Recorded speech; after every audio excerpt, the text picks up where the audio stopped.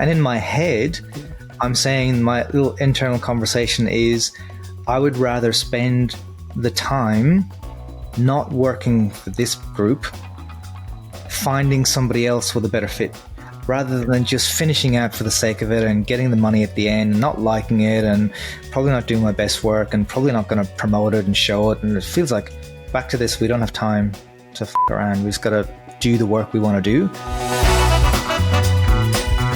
I've had situations where I've done work and I thought, these guys are not who they said they were or who they pretended to be. And that's a stopgap. I can get out now. We're done. It protects you and it protects them. So you're a professional, you deliver on what you said you're going to do, but you both can elect now to say, for whatever reason, no harm, no foul. It's not a good fit for either of us. Let's go our separate ways. Perfect.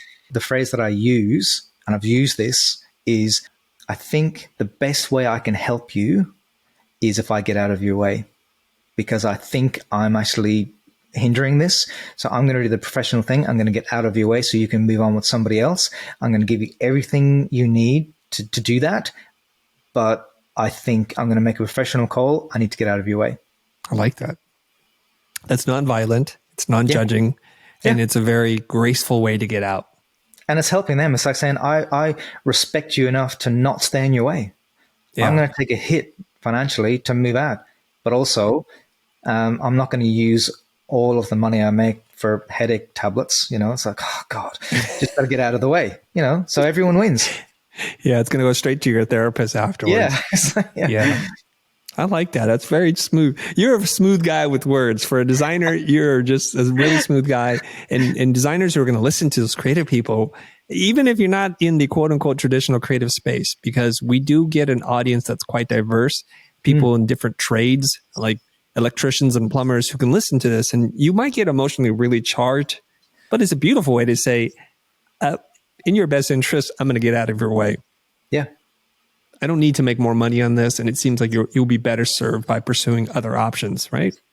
And in my head, I'm saying my little internal conversation is, I would rather spend the time not working for this group, finding somebody else with a better fit, rather than just finishing out for the sake of it and getting the money at the end and not liking it and probably not doing my best work and probably not going to promote it and show it. And it feels like, back to this, we don't have time to f around. We just got to do the work we want to do. Where does your confidence and your courage come from to be able to be this direct and to say, I have my boundaries, I have my own filters as to who I'm going to work with? Where does this come from, and when did you develop this in the lifetime of your career? I'd say it's probably in the last 7 years to the last decade. It's come from personal experiences, losing mum and dad, making that deliberate choice.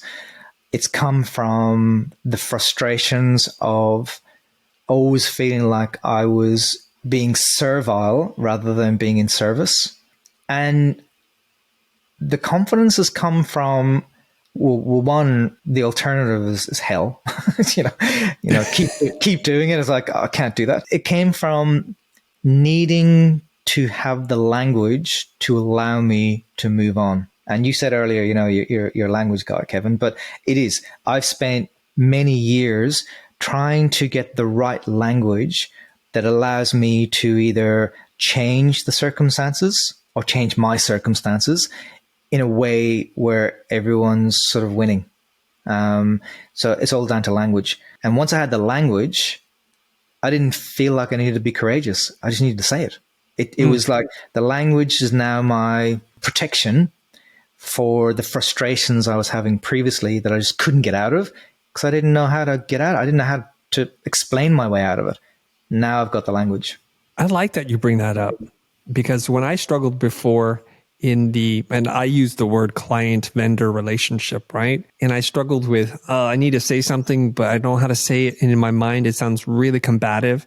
It feels very stressful, and I'm not going to be happy with myself, and the clients aren't going to be happy with me either. So what do I do as most creatives? I just bury it and I eat it. I show up and I get passive aggressive, maybe throw out a little sarcastic comment, which I've done, not proud of. When if I had the language, I would have said it differently. So when I started working with my business coach, every time I ran into a problem, he'd say, here's a couple of ways of saying what you're thinking. And that seemed not nearly as toxic and as aggressive as what I had imagined in my mind. So language is the key or the shield so that you don't have to be super courageous. It's not about getting into a fight. It's just about saying the right things to be clear so that there isn't a fight.